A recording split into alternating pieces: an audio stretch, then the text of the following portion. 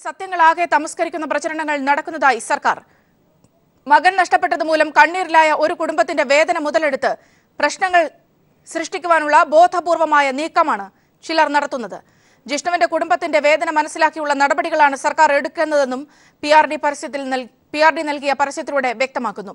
അതേസമയം തങ്ങളുടെ ഭാഗം കേൾക്കാതെയുള്ളതാണ് പരസ്യമെന്ന് ജിഷ്ണുവിന്റെ അമ്മ മഹിജയും പ്രതികരിച്ചു. ജിഷ്ണു കേസിന്റെ സത്യങ്ങളാകെ തമസ്കരിക്കുന്ന പ്രചരണങ്ങളാണ് നിലവിൽ നടക്കുന്നത്. ആദ്യം മുതലേ ഗൌരവത്തോടെയാണ് സർക്കാർ ഈ കേസിനെ സമീപിച്ചിട്ടുള്ളതെന്നും സർക്കാർ വ്യക്തമാക്കുന്നു. എന്നാൽ മകൻ നഷ്ടപ്പെട്ടതുമൂലം കണ്ണീരിലായ ഒരു കുടുംബത്തിന്റെ വേദന മുതലെടുത്ത് സമൂഹത്തിൽ പ്രശ്നങ്ങൾ സൃഷ്ടിക്കാനുള്ള ബോധപൂർവമായ നീക്കമാണ് ചിലർ നടത്തുന്നതെന്നും PRD നൽകിയ പത്രപരസ്യത്തിലൂടെ സർക്കാർ പറഞ്ഞു. DGP ഓഫീസിന് മുന്നിലുണ്ടായ സംഭവങ്ങളും തുടർന്ന് സംസ്ഥാനത്തിന്റെ വിവിധ ഭാഗങ്ങളിലുണ്ടായ അക്രമസമരങ്ങളും സർക്കാരിനെതിരായ ഗൂഢനീക്കത്തിന്റെ പ്രതിഫലനമാണ്. ജിഷ്ണുവിന്റെ കേസ് നിഷ്പക്ഷമായും കാര്യക്ഷമമായും സർക്കാർ കൈകാര്യം ചെയ്യും.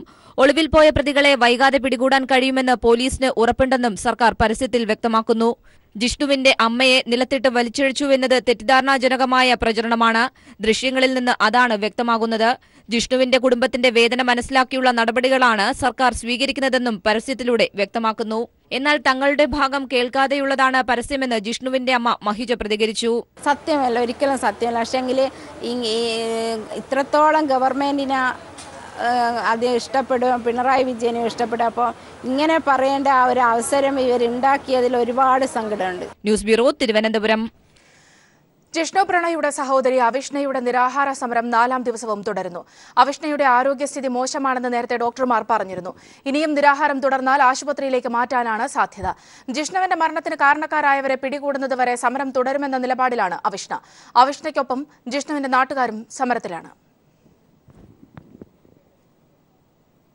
ജിഷ്ണുവിന്റെ അമ്മയ്ക്കൊപ്പമാണ് സർക്കാരെന്ന് KK ശൈലജ. ജിഷ്ണു കേസിലെ പ്രതികളെ രക്ഷപ്പെടാൻ അനുവദിക്കില്ലെന്നും സമരത്തെ ചിലർ രാഷ്ട്രീയമായി ഉപയോഗിക്കുകയാണെന്നും KK ശൈലജ പറഞ്ഞു. ഞങ്ങൾ ജിഷ്ണുവിന്റെ കുടുംബത്തോടു കൂടിയാണ്. മാത്രമല്ല, ഈ കേസിലെ മുഴുവൻ പ്രതികളെയും മുഖ്യമന്ത്രിയുടെ മനസ്സിൽ ഏതെങ്കിലും ഒരു പ്രതിയോട് ഒരു പക്ഷപാതിത്വം ഉണ്ടാകുന്ന എൻ്റെ അനുഭവത്തിൻ്റെ വെളിച്ചത്തിൽ എനിക്ക് പറയാൻ പറ്റില്ല. ദുഃഖം അനുഭവിക്കുന്ന അമ്മയെ ഉപയോഗപ്പെടുത്തിയിട്ട് ആളുകൾ രാഷ്ട്രീയം കളിക്കുന്നുണ്ടോ എന്നുള്ള ബലമായ സംശയം എനിക്കുണ്ട്. സർക്കാരിന്റെ സമനില തെറ്റിയെന്നും പത്രപരസ്യം കൊടുത്ത് ജിഷ്ണുവിന്റെ കുടുംബത്തെ അപമാനിക്കാനാണ് സർക്കാർ ശ്രമിക്കുന്നതെന്നും രമേശ് ചെന്നിത്തല പ്രതികരിച്ചു. ഈ സർക്കാരിന് സമനില തെറ്റിയിരിക്കുകയാണ്. ഈ പരസ്യത്തിൽ പറയുന്ന കാര്യങ്ങളൊന്നും ശരിയല്ല. എല്ലാം തെറ്റും അവാസ്തവമായ കാര്യങ്ങളാണ്. ലക്ഷക്കണക്കിന് രൂപ മുടക്കി ഇങ്ങനെ ഒരു പരസ്യം കൊടുത്ത് ഈ കുടുംബത്തെ അപമാനിക്കേണ്ട കാര്യം എന്താണ് ഉണ്ടായത്? അവരുടെ മകൻ മരിച്ചതിലുള്ള ദുഃഖവും ആശങ്കയും പ്രകടിപ്പിക്കാൻ വേണ്ടിയാണ് അവരവിടെ സത്യാഗ്രഹം നടത്താൻ തീരുമാനിച്ചത്. നിരാഹാരമരിക്കുന്ന ജിഷ്ണുവിന്റെ സഹോദരിയെ ഉമ്മൻചാണ്ടി സന്ദർശിച്ചു.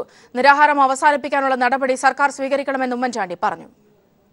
വെള്ളം പോലും കുടിക്കാതെയുള്ള നിരാഹാരം ശരിയല്ല എന്നാണ് ഞാൻ പറഞ്ഞത്. ഞങ്ങളുമൊക്കെ നിരാഹാരം ഇരുന്നിട്ടുണ്ട്. അപ്പോഴൊക്കെ ചൂട് ഉള്ള ഉപ്പ് വെള്ളം കുടിക്കും. അത് അനിവാര്യമാണ്. അത് നിരാഹാരം കിടക്കുന്നില്ല. ഞാൻ ഗവൺമെൻറ് കൊടുത്ത പത്രപരസ്യത്തിലെ ന്യായാന്യായങ്ങളിലേക്കൊന്നും ഞാൻ കടക്കുന്നില്ല. അതിൽ പറഞ്ഞിരിക്കുന്ന കാര്യങ്ങൾ ഉത്തമ ബോധ്യത്തോടു കൂടിയിട്ടുള്ളതാണെങ്കിൽ എന്തുകൊണ്ട് ഈ കുടുംബാംഗങ്ങളെ അത് ബോധ്യപ്പെടുത്താൻ സാധിക്കുന്നില്ല? മകൻ മരിച്ച ഒരു അമ്മയ്ക്ക് രാഷ്ട്രീയം ഉണ്ടാകത്തില്ലല്ലോ. മകന്റെ മരണത്തിലുള്ള ദുഃഖമാണ് ഉള്ളത്.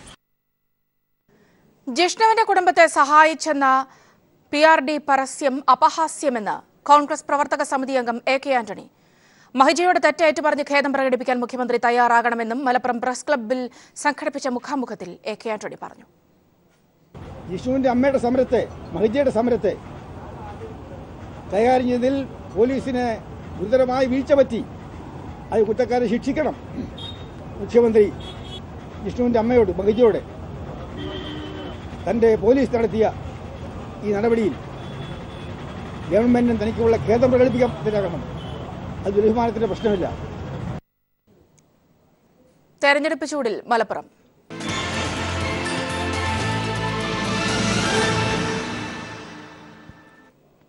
മലപ്പുറം ഉപതെരഞ്ഞെടുപ്പ് കേന്ദ്ര സംസ്ഥാന സർക്കാരുകളുടെ വിലയിരുത്തലാകണമെന്ന് VS അച്യുതാനന്ദൻ പറഞ്ഞു. ഐസ്ക്രീം പെൺവാണിഭത്തിൽ ആരോപണ വിധേയനായ PK കുഞ്ഞാലിക്കുട്ടിയെ തോൽപ്പിച്ച് LDF-നെ വിജയിപ്പിക്കണമെന്നും VS മലപ്പുറത്ത് പറഞ്ഞു. നാം ഒരു തെരഞ്ഞെടുപ്പിനെ നേരിടുകയാണ്. ഈ തെരഞ്ഞെടുപ്പ് പാർലമെന്റിലേക്കാണ്. എന്നാലും കേരളത്തിലാണ് തെരഞ്ഞെടുപ്പ് നടക്കുന്നത് എന്നതിനാൽ സംസ്ഥാന ഭരണത്തിൻ്റെ വിലയിരുത്തലും കേന്ദ്ര ഭരണത്തിൻ്റെ വിലയിരുത്തലും നിങ്ങൾ നടത്തണം.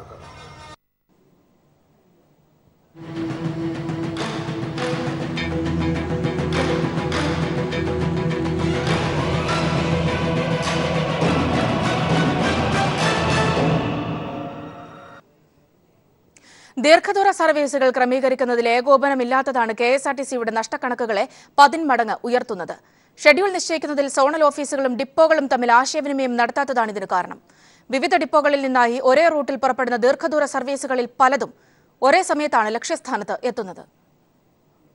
ഷെഡ്യൂൾ ക്രമീകരണത്തിലെ അപാകതകൾ മൂലം സംസ്ഥാനത്തെ KSRTC സർവീസുകൾ പലതും വഴിപാടുകൾ മാത്രമാകാറുണ്ട്. ഡിവിഷണൽ ഓഫീസുകൾ തമ്മിൽ ആശയവിനിമയം ഇല്ലാത്തതുമൂലം ഒരേ റൂട്ടിൽ പല ഡിപ്പോകളിൽ നിന്നും ഒരേ സമയത്ത് വാഹനങ്ങൾ പുറപ്പെടുന്നതാണ് കാരണം. ഇതോടെ കളക്ഷൻ കുറവ് വന്ന സർവീസുകൾ നഷ്ടത്തിലാവുകയാണ്. 10,000-ൽ കുറവ് കളക്ഷനുള്ള സർവീസുകൾ ഒഴിവാക്കിയുള്ള ക്രമീകരണത്തിന് നിർദ്ദേശം നൽകിയെങ്കിലും ഇത് പ്രാവർത്തികമായി തുടങ്ങിയിട്ടില്ല. നഷ്ടത്തിലോടുന്ന വണ്ടികൾ 10,000-ൽ താഴെ കളക്ഷനുള്ള വണ്ടികൾ ക്രമീകരിക്കണമെന്നാണ് ബഹുമാനപ്പെട്ട MD നിർദ്ദേശിച്ചിട്ടുള്ളത്. അതിനനുസരിച്ചുള്ള പണികൾ നടക്കുന്നുണ്ട്. ഒരു ഘട്ടം വരെയുള്ള റിപ്പോർട്ട് MDക്ക് അയച്ചു കൊടുത്തിട്ടുണ്ട്. അത് അംഗീകരിച്ചു വരുന്ന മുറയ്ക്ക് നമ്മൾ നടപ്പിലാക്കും. സർവീസുകൾ ഡിവിഷൻ ഓഫീസ് തലത്തിൽ പുനഃക്രമീകരിച്ചു തുടങ്ങിയെങ്കിലേ നിലവിലെ സാഹചര്യത്തിന് മാറ്റമുണ്ടാകൂ. എന്നാൽ സോണുകൾക്ക് പുറത്തുനിന്നുള്ള ദീർഘദൂര സർവീസുകളുടെ സമയമാറ്റത്തിന് സംസ്ഥാന തലത്തിലുള്ള മേൽനോട്ടം ആവശ്യമായി വരും. അത് സംസ്ഥാന തലത്തിലേ നിയന്ത്രിക്കാൻ പറ്റുള്ളൂ. ഒരു പരിധിവരെ നമ്മൾ അറേഞ്ച് ചെയ്ത് വിടുന്നുണ്ട്. അതാത് സമയത്തുണ്ടാകുന്ന പരിഹാരങ്ങൾ നമ്മൾ നിർദ്ദേശിക്കുന്നുണ്ട്. ജനപ്രതിനിധികളുടെ നിർദ്ദേശത്തിൽ ഗ്രാമീണ റൂട്ടുകളിൽ യാത്രക്കാരില്ലാതെ നടത്തിവരുന്ന ലാഭകരമല്ലാത്ത സർവീസുകളും കീശ ചോരുന്നതിൽ പ്രധാന ഘടകമാണ്. News bureau, Thrissur. വയനാട്ടിൽ ചൂട് താങ്ങാനാവാതെ ക്ഷീരമേഖല. ആവശ്യത്തിന് ഭക്ഷണവും വെള്ളവും ലഭ്യമല്ലാത്തതും അന്തരീക്ഷോത്മാവ് പ്രതിരോധിക്കാൻ കന്നുകാലികൾക്ക് സാധിക്കാത്തതും പാലുൽപാദനത്തെ കാര്യമായി ബാധിച്ചിരിക്കുകയാണ്. സംസ്ഥാനത്തു തന്നെ പാലുൽപാദനത്തിൽ ജില്ല 2ാം സ്ഥാനത്താണ്. കടുത്ത വേനൽ തുടരുന്നതിനിടെ പാലുൽപാദനത്തിൽ ഗണ്യമായ കുറവാണ് രേഖപ്പെടുത്തുന്നത്. ക്ഷീരസംഘങ്ങൾ ശേഖരിക്കുന്ന പാലിന്റെ അളവിൽ വലിയ കുറവുണ്ടാകുന്നു. ജില്ലയിലാകെ 55ഓളം ക്ഷീരസംഘങ്ങളാണുള്ളത്. വേനൽ കടുത്തത് തീറ്റപ്പുൽ കൃഷിയെയും പാലിന്റെ കുറവ് കർഷകരുടെ വരുമാനത്തെയും ബാധിച്ചു കഴിഞ്ഞു. 2 ഡിഗ്രി സെൽഷ്യസ് താപനില ഉയർന്നാൽ തന്നെ പാലുൽപാദനത്തിൽ 10% കുറവുണ്ടാകുമെന്ന് വിദഗ്ധർ പറയുന്നു. രാവിലെയും വൈകുന്നേരവും പാലെടുക്കുമ്പോൾ അളവിൽ വലിയ കുറവുണ്ടാകുന്നുവെന്ന് കർഷകരും പറയുന്നു. തീറ്റയ്ക്ക് ആവശ്യമായിട്ടുള്ള വൈക്കോല് പോലും ലഭ്യമല്ലാത്ത ഒരു സാഹചര്യമാണുള്ളത്. വെള്ളവുമില്ല, കൊടുക്കാനുള്ള തീറ്റപ്പുല്ലും ഇല്ല. അങ്ങനെ സാഹചര്യത്തിൽ ഇവിടുത്തെ ക്ഷീരമേഖലയിൽ പാലുൽപാദനം വളരെയധികം കുറഞ്ഞിരുന്ന സാഹചര്യമാണെന്ന് നിലവിലുള്ളത്. ജില്ലയിൽ ഇത്തവണത്തെ ശരാശരി താപനില 33 ഡിഗ്രി സെൽഷ്യസ് ആണ്. 2011 ഇത് 27 ഡിഗ്രി സെൽഷ്യസ് മാത്രമായിരുന്നു. മഴക്കാലം എത്തും വരെ കടുത്ത പ്രതിസന്ധിയായിരിക്കും വയനാട്ടിൽ ക്ഷീരമേഖല നേരിടുക. News bureau, Wayanad. വരൾച്ച കൊണ്ട് വീർപ്പുമുട്ടുന്ന ഒരു പ്രദേശത്തിന് ആശ്വാസമാവുകയാണ് ഒരു കൂട്ടം യുവാക്കൾ. ലോറിയിൽ കുടിവെള്ളം ശേഖരിച്ച് വെള്ളമില്ലാത്ത പ്രദേശങ്ങളിൽ എത്തിച്ചു കൊടുക്കുകയാണ് ഇവർ. കോഴിക്കോട് കക്കോടി കുട്ടമ്പൂരിൽ നിന്നുമാണ് മനുഷ്യത്വം നിറഞ്ഞ ഈ കാഴ്ച.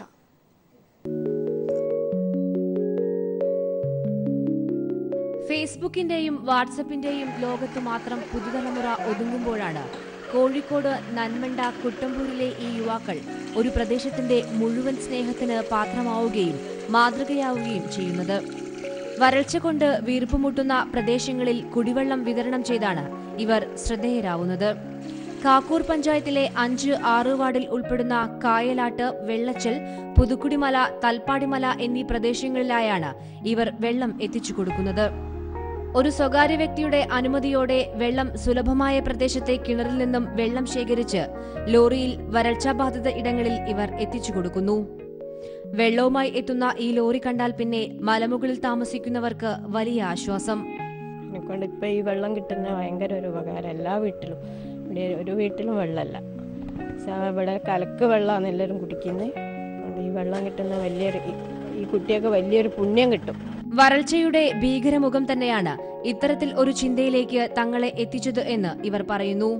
രൂക്ഷമായ കുടിവെള്ളക്ഷാമമാണ്. അപ്പോൾ അതിന് ഒരു പരിഹാരം മുഖേനയാണ് ഞങ്ങൾ ഈ സംരംഭമായി മുന്നോട്ടിറങ്ങിയത്. കഴിഞ്ഞ വർഷം 54 ദിവസത്തോളം ഇവർ വീടുകളിൽ വെള്ളം എത്തിച്ചു കൊടുത്തിരുന്നു. ഇത്തവണയും വരൾച്ച വിട്ടുമാറുന്നതുവരെ വെള്ളം നൽകാനാണ് ഇവരുടെ തീരുമാനം. സ്പാർട്ടൻസ് ആർട്സ് ആൻഡ് സ്പോർട്സ് ക്ലബിന്റെ അംഗങ്ങളായ 40ഓളം യുവാക്കളാണ് നാടിന്റെ തന്നെ അഭിമാനമായി മാറിയിരിക്കുന്നത്. വരണ്ടുണങ്ങിയ പ്രദേശത്ത് പ്രതീക്ഷയുടെയും സ്നേഹത്തിന്റെയും ഒരു കുടം വെള്ളവുമായി എത്തുകയാണ് ഈ ചെറുപ്പക്കാർ. വരാനിരിക്കുന്ന വലിയ സമൂഹത്തിന്റെ പ്രതീക്ഷ കൂടിയാണ് ഇവർ. ക്യാമറാമാൻ ജിബേഷിനൊപ്പം മേഘമാധവൻ, കോഴിക്കോട്.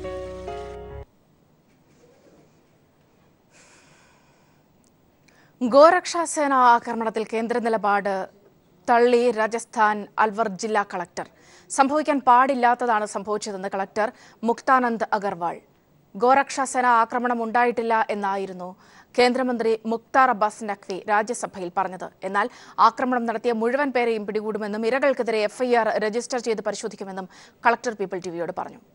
വിവരങ്ങളുമായി മനു ശങ്കർ ചേർന്നുണ്ട്. മനു, കാര്യങ്ങൾ മൂടിവെക്കാനുള്ള ഒരു ശ്രമം കേന്ദ്ര സർക്കാരിന്റെ ഭാഗത്തു നിന്ന് നടക്കുന്നു. അതിന്റെ ഭാഗമായി തന്നെയാണ് ഇന്നിപ്പോൾ ഒരുപക്ഷെ അത് മറികടക്കുന്ന രീതിയിലാണ് ഇന്നിപ്പോൾ കളക്ടറുടെ നിലപാട്. എന്തൊക്കെ കാര്യങ്ങളാണ് അദ്ദേഹം ഈ വിഷയവുമായി ബന്ധപ്പെട്ട് പറയുന്നത്? പോലീസ് നടപടിയിലും സൗമ്യ, ഗോക്കളെ കടത്തിയെന്നും അനധികൃതമായി ഈ ഗോക്കളെ കടത്തിയെന്നും ആരോപിച്ചായിരുന്നു ഗോരക്ഷാ പ്രവർത്തകർ കഴിഞ്ഞ ദിവസം 4 ക്ഷീര കർഷകരെ മർദ്ദിക്കുകയും ഇതിലൊരു ക്ഷീര കർഷകൻ ബൽവാൾ ഖാൻ എന്ന ഒരു ക്ഷീര കർഷകൻ കഴിഞ്ഞ ദിവസം കൊല്ലപ്പെടുകയും ചെയ്തത്.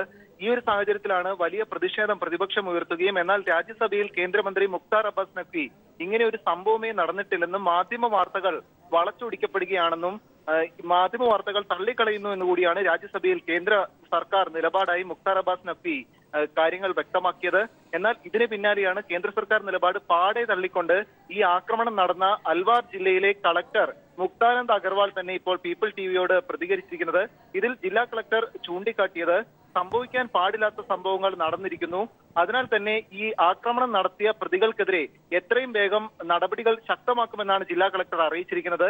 നിലവിൽ ഇതുവരെ 3 പ്രതികളെ മാത്രമാണ് പിടികൂടിയിട്ടുള്ളത്. 16-ൽ പരം ആളുകളാണ് ആക്രമണം നടത്തിയിരുന്നത്. മറ്റ് ആളുകളെ കൂടി എത്രയും വേഗം പിടികൂടാനുള്ള നിർദ്ദേശം നൽകുമെന്ന് കൂടി കളക്ടർ ചൂണ്ടിക്കാട്ടുകയുണ്ടായി. ഇതുകൂടാതെ നിയമപരമായാണ് മേടിച്ചത് എന്ന് പശുക്കളെയും മറ്റും മേടിച്ചതെന്ന് ചൂണ്ടിക്കാട്ടിയുള്ള രേഖകൾ ഈ കന്നുകാലികളെ കടത്തുന്ന സമയത്ത് ഇവർ തന്നെ ഉയർത്തിയിരുന്നു. എന്നാൽ ഈ രേഖകൾ പരിശോധിച്ച് കൃത്യമായ നടപടികൾ സ്വീകരിക്കുമെന്നും ഇപ്പോൾ കളക്ടർ അറിയിച്ചിട്ടുണ്ട്. കൂടാതെ ഇരകൾക്കെതിരെ FIR പോലീസ് രജിസ്റ്റർ ചെയ്തിരുന്നു. അനധികൃതമായാണ് പശുക്കളെ കടത്തിയതെന്ന് ചൂണ്ടിക്കാട്ടി. അതിനാൽ തന്നെ ഈ FIR പുനഃപരിശോധിക്കാൻ നിർദ്ദേശിക്കുമെന്ന് കൂടി ജില്ലാ കളക്ടർ ഇപ്പോൾ അറിയിച്ചിരിക്കുന്നു. സൗമ്യ, മനു, ഒരുപക്ഷെ ഇവിടെ സുപ്രധാനമായും ഉള്ളത് നമുക്കറിയാം, സംഭവം നടന്ന ആദ്യ പ്രതികരണം ആയി തന്നെ വന്നത് ഇങ്ങനെ ഒരു സംഭവം നടന്നിട്ടില്ല, ഇരുവരുടെ ഭാഗത്തും തെറ്റുണ്ട് എന്ന തരത്തിലൊക്കെ ആയിരുന്നു. അവിടെ കാര്യങ്ങൾ വ്യക്തമാണ്. ഒരുപക്ഷെ കുറ്റക്കാരെ സംരക്ഷിക്കാനുള്ള നടപടികളിലേക്ക് കാര്യങ്ങൾ നീങ്ങുന്നു എന്നൊക്കെ സൂചനകൾ. ഇവിടെ കളക്ടർ എടുക്കുന്ന ഈ ഒരു തീരുമാനം അല്ലെങ്കിൽ ഈ ഒരു നിലപാട് എത്രത്തോളം ശക്തമാണ്? ഈ ഒരു വിഷയം മായ്ച്ചു കളയാനുള്ളൊരു വലിയ സമ്മർദ്ദം ഉണ്ടാകുമെന്ന തരത്തിലൊക്കെയുള്ള സൂചനകൾ വരുന്നുണ്ട്. ഒരുപക്ഷെ ഇതിനെയൊക്കെ മറികടക്കുന്ന രീതിയിലാണോ കളക്ടറുടെ വാക്കുകൾ? നമ്മളോട് ഇന്ന് അദ്ദേഹം സംസാരിച്ചപ്പോൾ തീർച്ചയായും അങ്ങനെയാണ് വിലയിരുത്തേണ്ടത്. കാരണം കേന്ദ്ര സർക്കാർ ഇങ്ങനെ ഒരു സംഭവമേ നടന്നിട്ടില്ലെന്നും ഗോരക്ഷാ സേനയുടെ ആക്രമണം രാജസ്ഥാനിൽ ഉണ്ടായിട്ടില്ല എന്ന നിലപാട് ആവർത്തിക്കുകയാണ് ചെയ്തത്. രാജ്യസഭയിൽ തന്നെയാണ് കേന്ദ്രമന്ത്രി മുക്താർ അബ്ബാസ് നഖ്വി ഇത് സംബന്ധിച്ചുള്ള പ്രതികരണം നടത്തിയത്. ഇതിന് പിന്നാലെയാണ് സംഭവം നടന്ന അൽവാർ ജില്ലയിലെ ജില്ലാ കളക്ടർ തന്നെ ഈ നിലപാട് തള്ളി ഇങ്ങനെ ഒരു സംഭവം നടക്കാൻ പാടില്ലാത്തത് സംഭവിച്ചു എന്ന് പ്രതികരിച്ചിരിക്കുന്നത്. 16-ൽ പരം പ്രതികൾ ഉണ്ടായിരുന്നു എന്ന് ജില്ലാ കളക്ടർ തന്നെ സമ്മതിക്കുന്നുണ്ട്. അതിനാൽ തന്നെ 4 പ്രതികളെ പിടികൂടിയിരിക്കുന്നു. മറ്റു പ്രതികളെ ഉടനടി പിടികൂടാനുള്ള നിർദ്ദേശം കൂടി നൽകുമെന്നാണ് ജില്ലാ കളക്ടർ അറിയിച്ചിട്ടുള്ളത്. കൂടാതെ ഈ പ്രതികൾക്കെതിരെ നിയമ നടപടി സ്വീകരിക്കുന്നതിന് പകരം പോലീസ് ചെയ്തതാകട്ടെ ഇരകൾക്കെതിരെയാണ് FIR രജിസ്റ്റർ ചെയ്തത്. അനധികൃതമായി ഗോക്കളെ കടത്തിയെന്നും 60 ശാലകളിലേക്കാണ് ഗോക്കളെ കടത്തിയെന്നും ചൂണ്ടിക്കാട്ടിയാണ് FIR പോലീസ് രജിസ്റ്റർ ചെയ്തിരുന്നത്. അതിനാൽ തന്നെ ഇത് പരിശോധിക്കപ്പെടേണ്ടതല്ലേ എന്ന ചോദ്യത്തിന് ഇത് പുനഃപരിശോധിക്കാനുള്ള നിർദ്ദേശം ഉടനടി തന്നെ നൽകും എന്നാണ് ജില്ലാ കളക്ടർ അറിയിച്ചിട്ടുള്ളത്. അതിനാൽ തന്നെ കേന്ദ്ര സർക്കാർ ഇങ്ങനെ ഒരു സംഭവം ഉണ്ടായിട്ടില്ല എന്ന് വരുത്തി തീർക്കാൻ നടത്തിയ ശ്രമം പാടെ തള്ളിക്കളയുന്ന നിലപാടാണ് ജില്ലാ കളക്ടർ സ്വീകരിച്ചിരിക്കുന്നത്. നേരത്തെ ഈ മരണപ്പെട്ട കർഷകന്റെ കുടുംബത്തിലും മറ്റും ചെന്നപ്പോൾ കൂടെ ഉണ്ടായിരുന്ന 2 മക്കളും ഇത് സംബന്ധിച്ചുള്ള പ്രതികരണം നടത്തിയിരുന്നു. തങ്ങളെ ക്രൂരമായി മർദ്ദിച്ചുവെന്നും തങ്ങളുടെ കൺമുന്നിൽ വെച്ചാണ് പിതാവിനെ ഒരു സംഘം ആളുകൾ മർദ്ദിക്കുകയും പിന്നീട് ഡ്രൈവറായിരുന്ന ആൾ ഹിന്ദു ജാതിയിൽപ്പെട്ടതാണോ എന്ന് ചോദിച്ചുകൊണ്ട് ഇവരെ വിട്ടയച്ചുവെന്നും മക്കൾ തന്നെ പ്രതികരിക്കുകയും ചെയ്തിരുന്നു. ഇതിന് പിന്നാലെയാണ് കേന്ദ്ര സർക്കാർ ഇങ്ങനൊരു സംഭവം നടന്നിട്ടില്ലെന്നും കൂടാതെ സ്ഥലം MP-യും MLA-യും ഇക്കാര്യത്തിൽ പ്രതികരിക്കാൻ തയ്യാറാവുകയും ചെയ്തത്. ഈ ഒരു സാഹചര്യത്തിൽ കൂടിയാണ് ഈ നിലപാടുകളൊക്കെ തള്ളി പ്രതികളെ ഉടനടി പിടികൂടും, സംഭവിക്കാൻ പാടില്ലാത്തത് സംഭവിച്ചിരിക്കുന്നു എന്ന് ജില്ലാ കളക്ടർ പ്രതികരിച്ചിരിക്കുന്നത്. സൗമ്യ, മന്ത്രിക്ക് മുൻപിൽ സ്വന്തം ജീവിതം കവിതയാക്കിയപ്പോൾ സൂര്യപ്രഭയ്ക്കും സഹോദരങ്ങൾക്കും കിട്ടിയത് കയറിക്കിടക്കാൻ സ്വന്തമായൊരു വീടാണ്. കോട്ടയം ആശ്വാസഭവനിലെ അന്തേവാസികളായിരുന്ന സഹോദരങ്ങളുടെ സ്വപ്നത്തിന് മന്ത്രി AC മൊയ്തീൻ വഴിയാണ് സാക്ഷാത്കാരമായത്.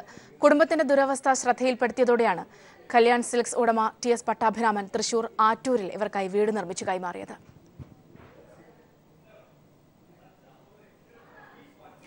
ഭൂമിയിലെ ദേവസംഗമം എന്നറിയപ്പെടുന്ന തൃശൂർ ആറാട്ടുപുഴ പൂരം ഇന്ന്. പെരുമയിൽ പേരെടുത്ത തൃശൂർ പൂരത്തേക്കാൾ പഴക്കമുള്ള ആറാട്ടുപുഴ പൂരത്തിൽ 70-ലധികം ഗജവീരന്മാരാണ് അകമ്പടിയായി എത്തുന്നത്. പെരുവനം കുട്ടന്മാരാരുടെ നേതൃത്വത്തിൽ നടക്കുന്ന മേളപ്പെരുക്കത്തോടെയാണ് ഘടകക്ഷേത്രങ്ങളിലെ പൂരങ്ങൾക്ക് തുടക്കമാകുന്നത്. വൈകിട്ട് 7:30 മുതൽ നടക്കുന്ന പൂരാഘോഷം കൈരളി VTVയിൽ തത്സമയം സംപ്രേഷണം ചെയ്യും. നിത്യഹരിത നായകൻ പ്രേം നസീറിന്റെ 90-ാം ജന്മവാർഷിക ദിനം ആഘോഷമാക്കി തലസ്ഥാനം. പ്രേം നസീർ ഫൗണ്ടേഷൻ സംഘടിപ്പിച്ച ചടങ്ങിൽ നസീറിനൊപ്പം സിനിമയിൽ പ്രവർത്തിച്ചവർ അദ്ദേഹത്തെ അനുസ്മരിച്ചു. നസീറിന്റെ നായകന്മാരുടെ സംഗമത്തിനും ചടങ്ങ് വേദിയായി. മലയാളത്തിന്റെ നിത്യഹരിത നായകൻ പ്രേം നസീറിന്റെ നവതിദിനാഘോഷം അദ്ദേഹത്തിന്റെ സ്മരണകളാൽ സമ്പന്നമായി. പ്രേം നസീർ നിത്യവസന്തം എന്നു പേരിട്ട ചടങ്ങിൽ നസീറിന്റെ ആദ്യ നായിക നെയ്യാറ്റിൻകര കോമള മുതൽ മേനക വരെ ഓർമ്മകൾ പങ്കുവച്ചു. 130ഓളം സിനിമകളിൽ നസീറിനൊപ്പം അഭിനയിച്ച ഷീല, നിങ്ങളെയെല്ലാം നേരിട്ട് കാണാൻ ഒരു അവസരം നൽകിയ ഇതിന്റെ ഭാരവാഹികളോട് ഞാൻ നന്ദി പറയുന്നു. നന്ദി, നമസ്കാരം. തീർന്നില്ല.